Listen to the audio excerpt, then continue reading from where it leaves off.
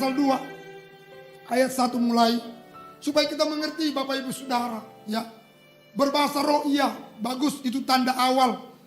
Tapi bahasa yang diungkapkan oleh Tuhan dalam hal ini, Saudara perhatikan baik.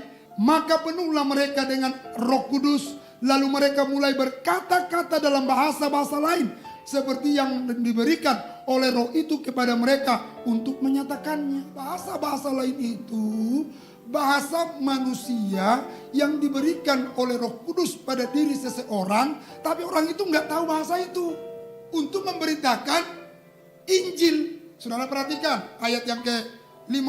Waktu itu di Yerusalem diam orang-orang Yahudi yang saleh dan dari segala bangsa di bawah kolong langit. Ternyata setelah peristiwa Babel, orang-orang Yahudi itu kan diserahkan. Jadi pas hari Pentakosta, semua pulang ke sana. Ketika turun bunyi itu, berkerumunlah orang banyak. Ada tiupan angin yang kencang. Lalu saat itu kaget mereka, berkerumun semuanya. Mereka bingung karena mereka masing-masing mendengar rasul-rasul itu berkata-kata dalam bahasa mereka sendiri. Gimana nggak bingung? Kok mereka itu bisa berbahasa kita? Dari mana mereka bisa tahu bahasa kita?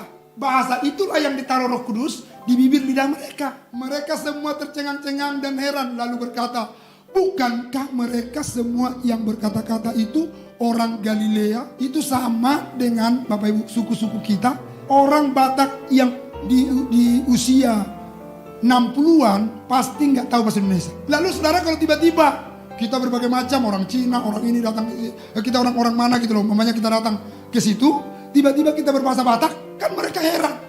Kok mereka tahu bahasa kita? Baik orang Yahudi maupun penganut agama Yahudi, orang Kreta dan orang Arab, kita mendengar mereka berkata-kata dalam bahasa kita sendiri tentang, ini perhatikan, tentang perbuatan-perbuatan besar yang dilakukan Allah. Apa yang perbuatan besar yang dilakukan Allah? Perbuatan besar yang dilakukan Allah, yang mereka heran, yang mereka takjub adalah Yesus yang datang dari sorga. Dia ada di dunia ini, lalu dia dianiaya, dibunuh, dikuburkan, tapi bangkit pada hari yang ketiga. Siapa yang sanggup gulingkan batu? Hanya tangan Tuhan yang hebat. Yang kedua, pekerjaan besar Tuhan, mengubah jalan neraka menjadi jalan surga. Pekerjaan besar yang ketiga adalah menjadikan kita kembali kepada gambar Tuhan Yesus. Hasil daripada berita Injil, orang-orang yang menerima perkataannya itu memberi diri dibaptis, dan pada hari itu jumlah mereka bertambah kira-kira 3.000 jiwa.